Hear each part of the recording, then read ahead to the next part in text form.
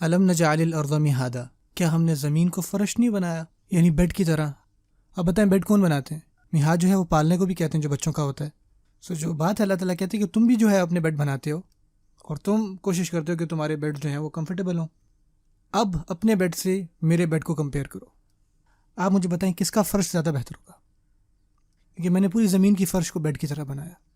سبحان اللہ، ہر طرح کی مخلوقات جو ہے وہ زمین پر سوتی ہیں، ہے کہ نہیں؟ اور جو تمہارا بیڈ ہے وہ ایک چھوٹا سا نقطہ ہے اس زمین کے اوپر جو اللہ نے بنائی۔ اللہ تعالیٰ جو پانی میں ہے ان کے لیے بھی بیڈنگ بنائی۔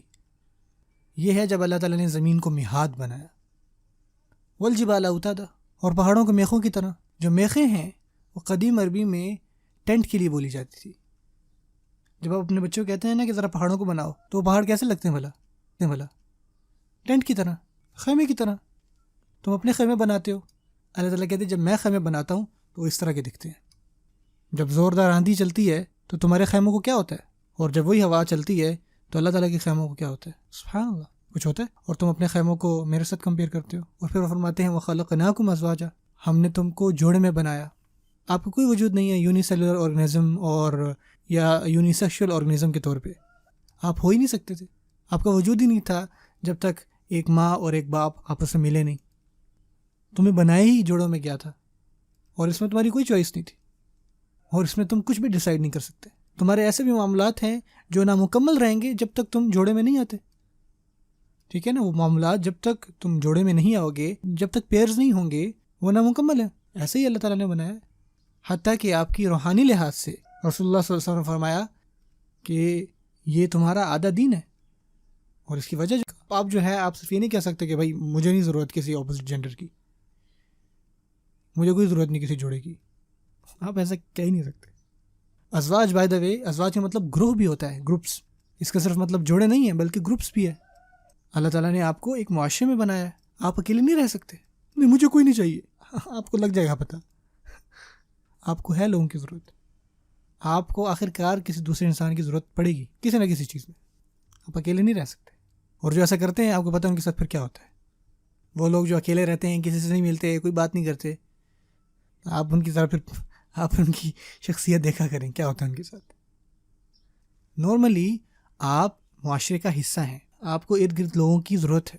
یہ خلقناکم ازواجا کا ایک اور معنی ہے۔ پھر اللہ تعالیٰ کہتے ہیں کہ اللہ نے تمہاری نیند ایسی بنائی ہے جو تمہیں دوسروں سے کٹ آف کر دیتی ہے، الگ کرتی ہے۔ تمہیں زندگی سے محبت ہے، تم چاہتے ہو کہ تم ہمیشہ جو ہے وہ جاگتی رہو، اور جو نیند ہے وہ موت کی قسم میں سے ہے کہ نہیں؟ آپ کے کئی گھنٹے گزر جاتے ہیں صرف وہیں پہ لیٹے لیٹے۔ آپ اس سے مزے کر سکتے تھے، کھانا پینا کر سکتے تھے، ٹریول کر سکتے تھے، کام کر سکتے تھے، پیسے کما سکتے تھے، پیسے اڑا سکتے تھے، آپ سب کچھ کر سکتے تھے، لیکن نہیں کر پائے۔ کیوں؟ کیونکہ آپ سو رہے تھے، آپ کے پاس چوائس ہی نہیں تھی۔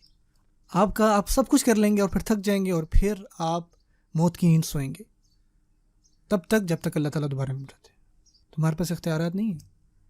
اور پھر اللہ تعالیٰ کہتے ہیں کہ تم اپنے آپ کو کور کرتے ہو، چھپاتے ہو کپڑوں کے ساتھ، لیکن اللہ تعالیٰ کہتے ہیں کہ میں نے زمین کو کور کیا ہے، پوری کی پوری زمین کو رات کے ساتھ۔ وَجَعَلْنَا اللَّيْلَ لِبَاسًا، اور جب میں اس کو لباس دیتا ہوں، تم اپنے گھر کی لائٹ جلا سکتے ہو، لیکن یہ جتنی بھی روشنیاں ہیں اس رات کی تاریکی کو کبھی بھی کم نہیں کر سکتی۔ وَجَعَلْنَا اللَّيْلَ لِبَاسًا وَجَعَلْنَا النَّهَارَ مَعَاشًا، اور میں نے دن کو ایسا بنایا ہے کہ جب معاش کو کمایا جا سکے۔ کوئی کہتا ہے کہ نہیں کہ میں جو ہے کھیتی باڑی صرف رات کے وقت کروں گا، ٹھیک ہے کرو، شاباش، کیونکہ آپ کو کس چیز کی ضرورت ہے؟ جانوروں کی، اور کس چیز کی ضرورت ہوگی؟ سورج کی روشنی کی۔ جتنی بھی چیزوں کو زمین کی ضرورت ہے وہ دن میں ہو رہی ہوتی ہے۔ اور بائی دا وے ہم یہ بھی کہتے ہیں کہ ایسا شہر جو کبھی نہیں سوتا، the city that never sleeps, میں رہا کرتا تھا وہاں پہ، جو شہر وہ سوتا نہیں ہے، سچ بتاؤں وہ سوتا ہے۔ آپ ذرا باہر نکلیں آدھی رات کے وقت، آپ کو زیادہ ٹریفک نہیں ملے گی سوائے ایک دو جگہوں کو، ٹھیک ہے؟ ان کو چھوڑ دیں، بزنسز کلوزڈ ہیں،